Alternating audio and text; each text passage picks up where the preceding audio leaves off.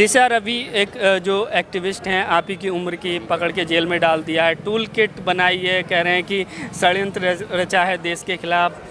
आपको नहीं लगता है, आप भी लगातार आंदोलन में आती रहती हैं, आप पर भी इस तरह की केस लगा करके जेल में? अब तो डर नहीं लगता यार, अब तो डर नहीं लगता, क्योंकि मैं अगर यहाँ पर आती हूँ तो कल का मुझे नहीं पता होता कि कल हमारे साथ क्या कर दें। हमें सब कुछ मालूम होता है पहले से ही कि अगर होने वाला है तो देखिए सहना तो पड़ेगा। या तो आवाज़ उठाना बंद कर दें हम, या तो घर में बैठ जाएं अगर इतना ही डर है। अगर हम आवाज़ नहीं उठाएंगे, अगर हम इन लोगों के साथ नहीं होंगे, तो कल हम पर जब अत्याचार हो रहा होगा ना, तो हमारे साथ भी कभी कोई नहीं खड़ा होगा। तो हमें एकजुट होने की कोशिश करनी पड़ेगी और होना पड़ेगा। और अगर हम बात करते हैं दिशा रवि की, हमारे किसान भाइयों का साथ देने के लिए अगर वो ग्रेटा से, अगर उनके वो दोस्त भी है, अगर इस तरह की टूल किट्स तो बनती आई हैं। टूल किट्स होती क्या है?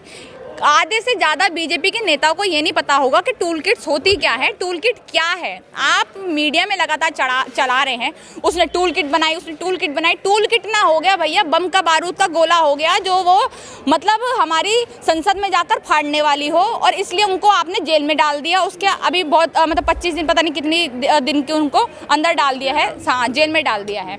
छोटी सी लड़की है, मेरे बराबर की, मेरी और उसकी उम्र सेम है, मुझसे भी छोटी है, 1 साल, मुझसे भी 1 साल छोटी है। तो अगर आप इस तरह के हमारे युवाओं पर अत्याचार करेंगे, तो जितने भी लोग हैं, उमर खालिद की बात करें, हम शर्जिल इमाम की बात करें, दिशा रवि की बात करें, या फिर खालिद सैफी की बात करें, या फिर बहुत से लोग ऐसे हैं जो युवा हमारे हैं, उनको सबको इन्होंने जेल में पटक दिया है, क्योंकि इनको मालूम है कि आने के लिए हमारी सरकार पे खतरा है, क्योंकि वो लोग इतने स्ट्रांग है, आवाज़ उठा सकते हैं। और मैं भी, मेरे खिलाफ भी इन्होंने पहले एक बारी मैंने जामिया में स्पीच दिया था, तो स्पीच पे इन्होंने वहाँ पर FIR कर दी। लगातार प्रेशर किया गया कि हाँ भाई, इनके भक्तों की तरफ से ये आया कि हम तो रेप कर देंगे, बलात्कार कर देंगे, चुपचाप घर में बैठ जा। पर हम डरने वाले लोगों में से नहीं हो। मुझे लगता है कि अभी डर गए ना। वैसे तो मेरी बात आप जान लीजिए कि हमें बहुत देर हो चुकी है, यही सब हमें बहुत पहले करना चाहिए था। 7 साल हो चुके हैं, बहुत टाइम हो चुका है। 2 बार आए थे, 17 में आए, 18 में भी आए, हाँ, इसी गेट पे 18 में भी आए थे, इसी गेट पे आए थे। तब हम प्रिपेयर नहीं थे, इस तरह से आंदोलन खड़ा नहीं हो पाया था उस टाइम, पता है मुझे। पर फिर भी मर गए थे, बहुत बुरा हाल अब भारत का हो चुका है, बहुत बुरा हाल हो चुका है। हम सबको ये बात मान लेनी चाहिए कि हमारे भारत में जितनी भी चीज़ें हैं वो सब प्राइवेट हो चुकी हैं, बिक चुकी है, हर चीज़ महंगी हो चुकी है। अगर अब कोई और सरकार भी आ जाती है, तो हमारे भारत को बनने में, उठने में, जितने साल हमारे भारत को शायद बनने में नहीं लगे, उससे ज़्यादा टाइम लग जाएगा हमारे भारत को दोबारा से बनने में, दोबारा से उठने में।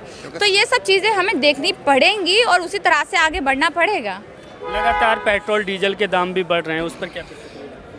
स्मृति ईरानी को ढूंढिए ज़रा। मैं ये ना, जब पेट्रोल वाली, डीजल वाली या फिर गैस सिलेंडर्स वाली बात आती है ना, तो मुझे सीधा स्मृति ईरानी की शक्ल दिखती है, एकदम स्मृति ईरानी आंखों के आगे आ जाती है। और मुझे लगता है कि वो बॉर्डर पे बैठी हुई है, यहाँ पे हमारे आसपास, कहीं वो आवाज़ तो नहीं लगा रही कि भैया पेट्रोल के, डीजल के या फिर गैस सिलेंडर्स के दाम कम करो। अरे मैडम, आप महिला हैं, कम से कम आप महिला होने के, महिला का तो इतना नाजुक दिल होता है, आप तो एक महिला हैं, ज़रा सामने निकल कर आइए, ज़रा हमारे लिए, ज़रा इन लोगों के लिए भी आवाज़ उठा लीजिए। या फिर मतलब आपको बीजेपी के नेताओं से ही मतलब है, बीजेपी के नेताओं से ही मतलब है, आपके लिए उसके अलावा कोई है नहीं। मैं साथ चल दूंगी, वो साथ देखिए ना। और मोदी जी मैं झोला लेके चला जाऊंगा।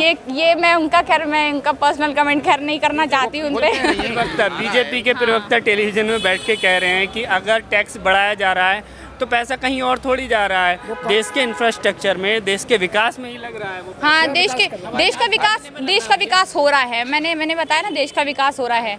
आप 9-9 लाख का सूट पहन रहे हैं हमारे प्रधानमंत्री, देश का विकास तो बिल्कुल हो ही रहा है। 80-80 हज़ार के मशरूम खा रहे हैं, देश का विकास तो ये है ही।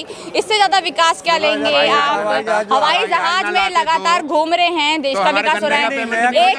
एक दिन में कई सूट बदल रहे हैं, देश का विकास है। हमारे भारत में जब ये लोग रैलियां करते हैं, कई हज़ार करोड़ उसमें लगा देते हैं, इससे ज़्यादा विकास क्या चाहिए आपको? आप क्या चाहते हैं कि पेट्रोल के दाम कम हो जाए, डीजल के दाम कम हो जाए, तब विकास होगा? अरे नहीं, ऐसा नहीं होता। देखिए, जब चीज़ें बढ़ती हैं ना, तब विकास होता है, चीज़ें कम होती है तब विकास नहीं होता है। तो मुझे तो लगता है अभी 100 रुपये है, अब तो 500 रुपये हो जाएगा, तब इनको लगेगा भैया देश का विकास होगा। तो मतलब आपको ना थोड़ा सा सोचना चाहिए। मोदी भक्त तो अभी भी ये कह रहे हैं कि 500 भी का भी अगर लेना पड़ा पेट्रोल तो ले लेंगे देश हित के लिए? 500 रुपए की बाइक खरीदने की औकात है, 500 रुपए की साइकिल खरीदने की औकात है तुम लोगों की? जो ये लोग बोल रहे हैं ना कि हम 500 रुपए का पेट्रोल डलवा लेंगे, 200 का डलवा लेंगे, 500 रुपए लीटर कर दो। देश हित में काम होना चाहिए।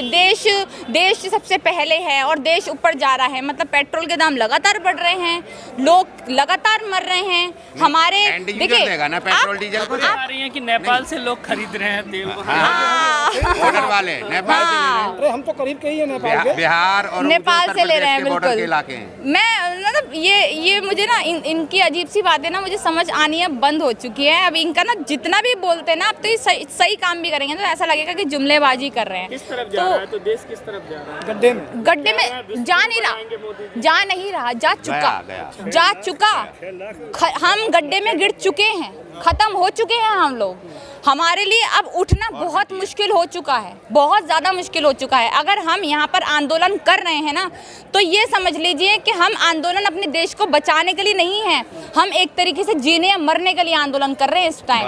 अगर हमें अपनी जान चाहिए, हमें जिंदगियाँ चाहिए ना अपनी, तो हमें इस तरह का आंदोलन में साथ देना पड़ेगा। हमारे भारत की हालत वो हो चुकी है, इतनी ख़राब हो चुकी है कि हमारे पास ना अच्छा ना बुरा अब कुछ बचा नहीं है। हमारे पास बची है कि भैया हम जिंदा हैं, हमारी ज़िंदगी हमें मिली हुई है, हम खुश हैं। इन्होंने तो ये हालत कर दी है कि बाहर लड़कियां पेट्रोल डीजल पे आ गई है। बिल्कुल, बाहर लड़कियां जाती हैं ना तो भाई ऐसे लोग होते हैं ना, इस तरह के अपमान होता है हम लड़कियों के साथ, उनको इस तरह से टॉर्चर किया जाता है और कोई देखने वाला नहीं होता। पुलिस देखिए यहाँ पर कितनी है, अभी देखिए यहाँ पर लड़कियों का रेप हो जाता तो कहाँ मर जाती हैं ये पुलिस, कहाँ होती हैं ये पुलिस? हज़ारों की संख्या में यहाँ पर पुलिस लगा देते हैं। जब लड़कियों के साथ बलात्कार हो रहे होते हैं, जब हाथरस में बच्ची को जलाकर मार दिया जाता है, तब तो ये पुलिस कहीं नहीं आती है। और फिर आप कहते हैं कि देश हित में काम हो रहा है, हम तो देशभक्त हैं। अगर आप सही में देशभक्त हैं, अगर अभी भी आपके अंदर, इनकी औरतों के अंदर, इनके आदमियों के अंदर जितने भी बीजेपी में हैं, अगर थोड़ी सी अभी भी भावनाएं अभी बची हुई हैं, थोड़ी बहुत अगर 1% बची हुई हैं, तो इस टाइम हमारे किसान भाइयों के बारे में, देश की बच्चियों के बारे में, दलित भाइयों के बारे में, ओबीसी भाइयों के बारे में, मुस्लिम भाइयों के बारे में सोचिए। इनफैक्ट उन्हीं के बारे में, सबके बारे में सोचिए कि हमारे भारत को आपने क्या दिया और हमसे क्या कुछ छीन लिया। अगर आप थोड़ा सा भी अब भावनाएं, मैं तो हाथ जोड़कर कहना चाहूँगी कि भाई थोड़ी सी भावनाएं हैं तो ज़रा बाहर निकल कर आइए, इन लोगों के साथ बीजेपी के नेतागण, भक्तगण निकल कर आइए, अपनी आवाज़ उठाइए ताकि ये तीनों कानून वापस हो सके। वेस्ट बंगाल में, पश्चिम बंगाल में एक बीजेपी की महिला नेता पमेला गोस्वामी 100 ग्राम कोकीन के साथ गिरफ्तार हुई है। देखिए ना, कह रहे हैं कि कोकीन जो है ना वो 10 लाख का है। अभी हमारी मतलब ये इनके हिसाब से ये है कि 10 लाख का है। अब ये बताइए कि थोड़े टाइम पहले एक अभिनेत्री थी रिया चक्रवर्ती, तो उसको इन्होंने इस तरह से प्रेशराइज कर दिया था, तो मुझे लगा था कि भैया उस लड़के ने तो सुसाइड कर ली, ये लड़की सुसाइड ना कर ले। इस तरह से उसको प्रेशराइज किया हुआ था। जब वो बाहर जा रही थी ना, तो मीडिया के हाथ उसके कहाँ थे मैं आपको बताना नहीं चाहती। एक लड़की के, हाँ, गिद्ध की तरह नोचने वाले उसको मतलब वो कर दिया था। ना कोई सबूत था उसके खिलाफ, ना कुछ था उसके खिलाफ। इस तरह से उसको जकड़ लिया गया था भीड़ में, उस लड़की को। पर अब ये मैडम अब यहाँ पर पकड़ी गई हैं, तो अब ये देखिए ना, अभी वो नेता का नाम ले रही है और बीजेपी के ही अपने खुद के नेता का नाम ले रही है कि इसने मुझे फंसवाया है, ये इसकी कोकीन थी, इसकी मैं लेकर आ रही थी और इसने मुझे फंसाया है। तो ये साफ दिखता है। देखिए, आपने बोल तो दिया ना खिलाफ कि हाँ भैया रिया चक्रवर्ती है, या फिर जितने भी आपने अभिनेताओं को पकड़ा, अभिनेत्रियों को पकड़ा वहाँ पे कि ड्रग्स लेते हैं। आप में से कितने लेते हैं? सर आप भी बाहर निकालिए अपने आप को। नेतागण क्या करते हैं ना हमें भी मालूम है। हम इतने बच्चे तो है नहीं कि नेता लोग जो लगातार संसदों में बैठ के चलचित्र देखते हैं अश्लील, वो सब कुछ हमें मालूम है। सब कुछ, हम इतने अंधे नहीं हैं, इतने दिमाग से पागल नहीं हैं आपके बीजेपी के नेताओं की तरह कि आप क्या लेते हैं क्या नहीं लेते। तो ये बीजेपी नेताओं के साथ फोटो भी वायरल हो रहे हैं पमेला गोस्वामी। हाँ, फोटो वायरल हो रहे हैं और वो तो साफ, वो तो खुद कह रही है, अगर हम अकॉर्डिंग टू जैसे इन्होंने रिया चक्रवर्ती का बोला था कि भैया वो उसके पास इतना ड्रग्स था तो इतना आता है, तो उसके हिसाब से 90 लाख रुपए की कोकीन इसके पास पकड़ी गई है, 90 लाख की। पर हमारी जो पुलिस है वो कह रही है हमारे पास 10 लाख की। चलिए 10 लाख की भी मान लेते हैं, 10 लाख की भी है।